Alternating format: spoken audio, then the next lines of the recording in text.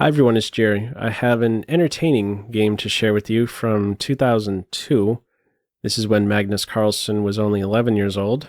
He has the white pieces in this one, and is up against Gulbrandsen, who's 30 years older, but not as high rated. Magnus was already a monster at this young age, rated 2148. His opponent is rated 1990. Let's have a look. French defense on board.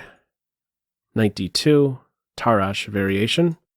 Two ways you could deploy the knight and defend e4. Why is white getting in the way of the bishop?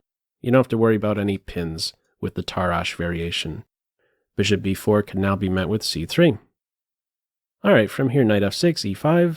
If you're playing the French defense, you must be prepared to work around a white pawn on e5. That's what you're signing up for. White has space now. And continues with knight g to f3. There are different arrangements white can go forward with. The path he is choosing, he's basically saying, I'm prepared to play this opening as a gambit. Black will be able to put a lot of attackers on d4, and white won't be able to maintain it. So we're going to see this take shape. C-pawns contribute, minor pieces out. After queen b6, how do you defend d4? 1, 2, 3 are on it, and you only have 2 defending it. First of all, you don't really want to play in this way, capturing, giving up your d4 point, because now this is vulnerable. It's currently hit twice, maybe a third right around the corner. So white's plan is to just give the pawn up. White castles in this position. Defense of this pawn with knight b3, that's not an option for white, because c4 would hit, and that's a fork. This specific variation is what drew my attention to the pawn tension right here, and it reminded me of who benefits by maintaining this tension for as long as possible. And it's black in this case. Why? This guy right here has 2 options, and this guy only has 1. The capture. If black, for instance, released the tension prior to playing queen b6, now this would be an option to defend d4. There is no c4. But I should caution, this isn't the greatest square for a knight. In any case, black does well to maintain the tension. Queen b6, castles, black chops away in the center, is now up a pawn. How is white compensated? In what way is white better for being down the pawn? Well, the usual case, has a lead in development. And also these guys stick out to me. This is usually a clown piece for the French defense, bad bishop inside the pawn chain. Okay. Much more active light square bishop for white. From here, it's queen a4.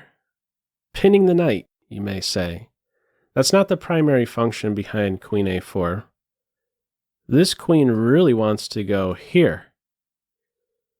Black interferes with that idea, queen b4. If you're not attentive to this transfer, this queen g4 move, as black, let's say you play bishop e7, this is a really irritating move to me. What are you doing about g7? You're going to castle and allow bishop h6? You're soon going to be down the exchange. You're going to play g6 and allow bishop h6? How are you castling then? Problems for black if this white queen gets to g4 so easily. So with this guy right here on e5, the knight can't be on f6, and because it's not on f6, it's not controlling g4, so trying to find some way to get this queen to g4 would be great. Queen functions really well. Queen on g4, pawn on e5. This arrangement is very good. I should go one step further. This arrangement, queen, knight, and pawn, are fantastic. This guy probably wants some credit too. All right. In the game, it's queen b4. White says, no way. I'm down the pawn. Cannot afford a queen exchange. Stop bothering me. All right. There's a lot of queen moves in this game. Queen a4. Queen c2, queen e2. What is black doing? Black went queen b4, queen c5. White will soon grab an additional tempo against this queen. She is, after all, on an only open file. The bishop, maybe a rook, can bother the queen. All right, from here, now we have bishop e7, bishop e3, queen a5, bishop g5. The computer is not a fan of this move. Black doesn't reply in the best way to it. In this game, the queen is still excited. She moves yet again, goes back home. This isn't a good move. Considered better is to throw a rook on an open file. Why is this not a good move? Well, it's pointing out that black can take on g5 and then play h6. Now, I believe when you're playing as black, you maybe don't want to even see this knight get here, because then all of a sudden you have to maybe deal with the queen getting to h5, for instance. So let's see what that looks like if black played here, here, and then h6. The knight, maybe, you might be thinking to yourself as black, maybe it doesn't have to move. Maybe the queen could go here, pin the pawn, and threaten, really bad stuff on f7, not quite mate, but black would have a good move in this position with knight takes e5, but maybe this specific line wasn't calculated by black. In any case, black is not so quick to invite this knight onto the g5 square. This h6, I should note, if the knight immediately falls back here, black could continue with knight c5, bishop d7, looking for a skewer. Okay. In this game, the queen goes back home, queen e3, bishop takes bishop, knight takes bishop, queen e7, rook a to c1, and h6. So this is the big moment in the game. Throw this to you as a pop quiz. Your knight is under fire. How would you react to black's last move? If you'd like to, go ahead, pause the video, and see what you come up with. Okay, are you ready for this one? Talk about brilliant board vision. How easy it may be to be fixated on this g5 square. You ready for this star move? Queen takes a7. Almost just seems like it's those of you who are familiar with ChatGPT, recommending some wild-looking move that seems to make no sense straight away. Okay, this is the best move in the position to take the a7 pawn. What is going on here? Well, the reply to this move is rook b8. What's happening, though, if you take the queen? White's going to win a piece. With rook takes bishop, queen has to block. We take the queen. We're not done yet. We take the pawn with check. We take the rook. Finally, we're done with that continuation, this combination, and white's up a light square bishop after all of it. So the queen on a7, if you take her, you're going to be down a piece soon enough. So what's tried in this game is rook to b8, and now comes queen takes rook, knight takes queen, rook takes bishop check, rook takes rook. If this knight falls, this knight falls. Black saves the knight, white saves the knight.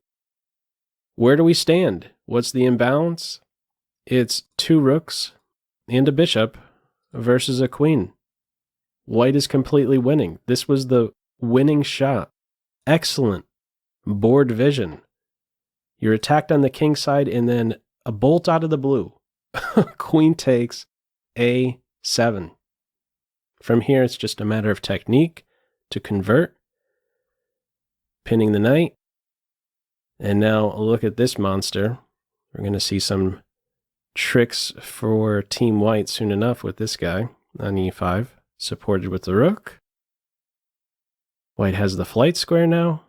Rook is hit, defended. This guy's defended as well, and now some fancy move.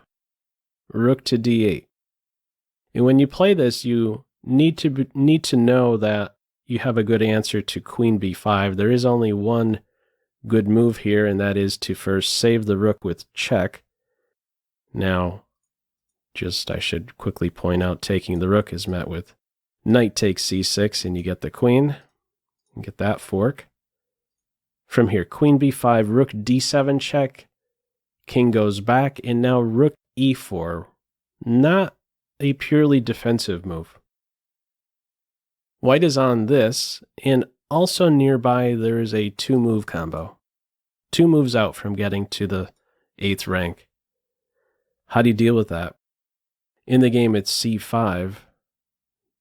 If you don't defend this pawn, the pawn's just going to be won, and white will be perfectly coordinated, no problems. That's the primary thing you must do as white in playing against the queen. Make sure your pieces are all defended, not subjected to any crazy forks. In this game, it is c5. There's no longer pressure on the knight, which now allows white to play rook f4. Don't have to babysit the knight. How are you defending this? You must give up the queen for the rook at this stage, otherwise you're going to be getting checkmated.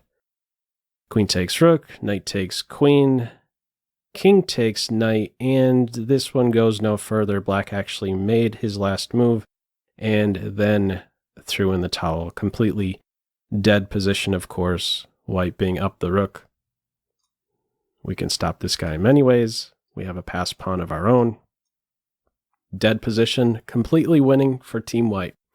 Beautiful tactical shot there. Queen takes a7. I did not see that one coming myself when I initially went through this game. Really wild stuff. Excellent board vision at this young age. Team Carlsen. 11-year-old Carlsen finding that. That's really impressive. Anyhow, feel free, as usual, to leave any feedback to this video in the comment section below. I hope you enjoyed it and maybe took a thing or two away. That's all for now. Take care. Bye.